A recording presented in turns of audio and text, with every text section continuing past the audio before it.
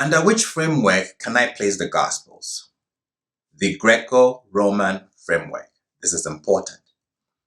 The Christian Gospels are written in Greek about a Jewish/Hebrew Messiah who was executed by Romans in the first century Mediterranean world.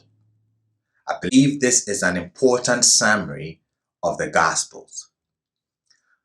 For a satisfactory read of the Gospels, the Greek, the Hebrew/Jewish, the Roman, and the Mediterranean statements that I just made must be taken into serious account. This is where the study of history certainly comes into play, making us better and more responsible readers of the Gospels. The influence of the Mediterranean culture is detectable in the Gospels. Christianity, a sect within Judaism, was born in Palestine.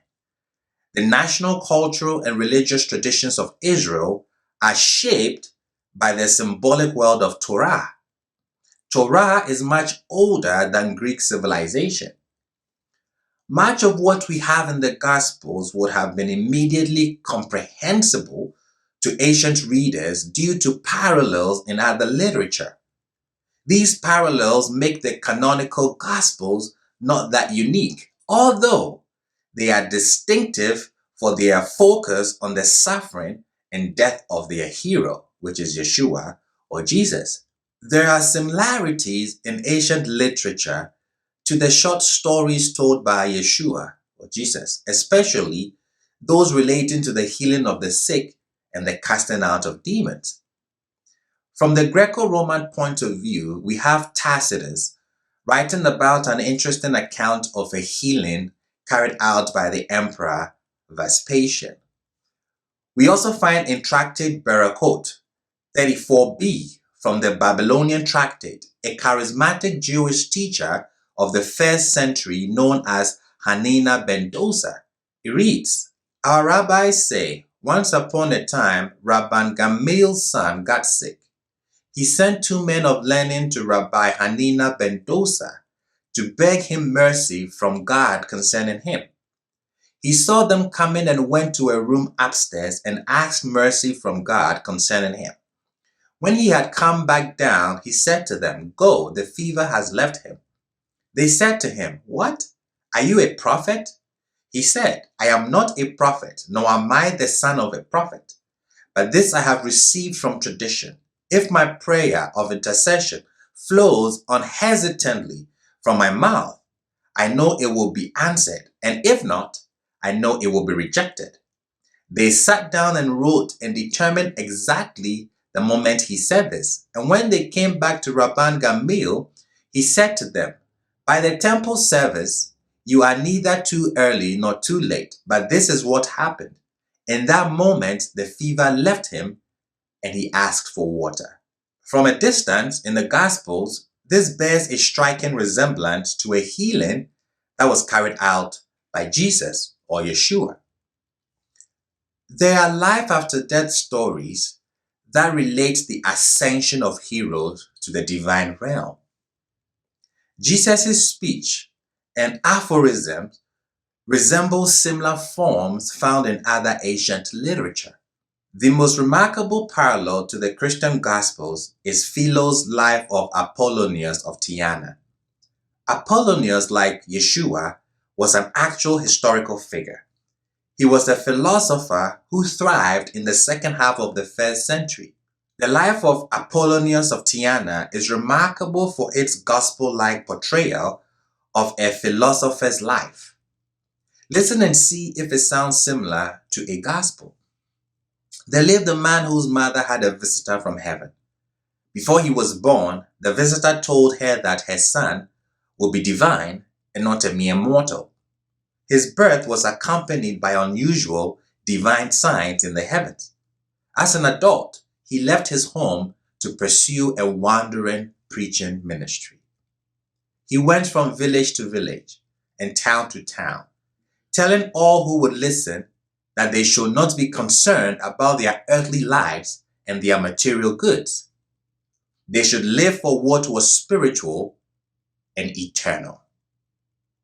he gathered a number of followers around him who became convinced that he was no ordinary human, but that he was the Son of God. He performed miracles to confirm their beliefs. He healed the sick, casted out demons, and raised the dead. At the end of his life, he aroused opposition among the ruling authorities of Rome and was put on trial, but they could not kill his soul. He ascended to heaven and continues to live there until this day.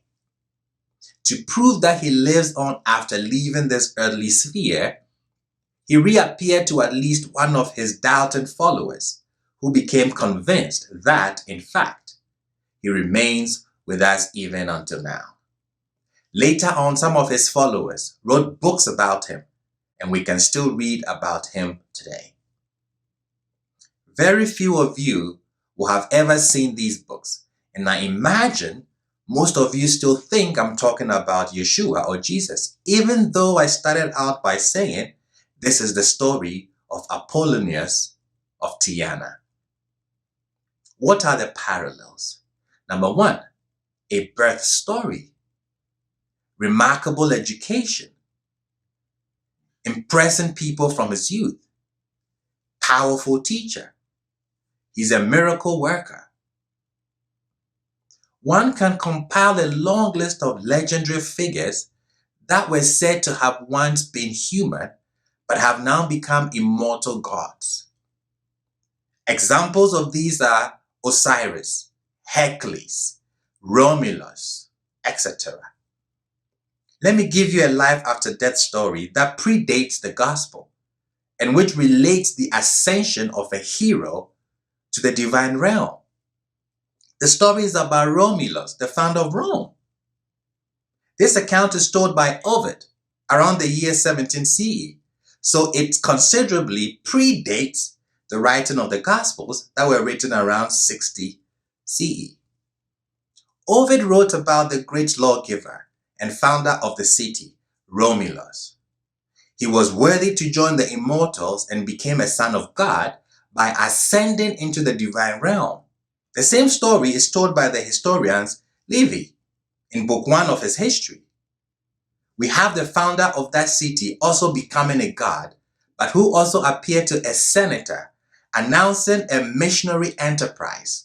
Go and make Rome the capital city of the earth and spread the fame of Roman law. This sounds very similar to Yeshua appearing to his disciples, asking them to go into the nations to spread the good news. One feature that is truly distinctive among all of the ancients, however, is the parallels we find attributed to Yeshua or Jesus. There is nothing in the Greco-Roman world that compares to these parables.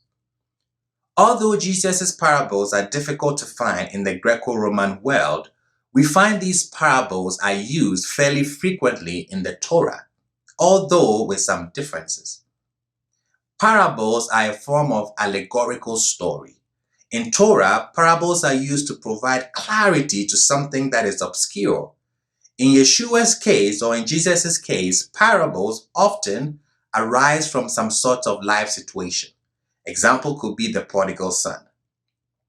You should now understand why the statement I made at the beginning of the lesson is important. What construct should one place the Gospels in? And my answer, the Greco-Roman context. The Christian Gospels are written in Greek about a Hebrew/Jewish Messiah who was executed by Romans in the 1st century Mediterranean world. The study of history certainly comes into play, making us better and more responsible readers of the Gospels.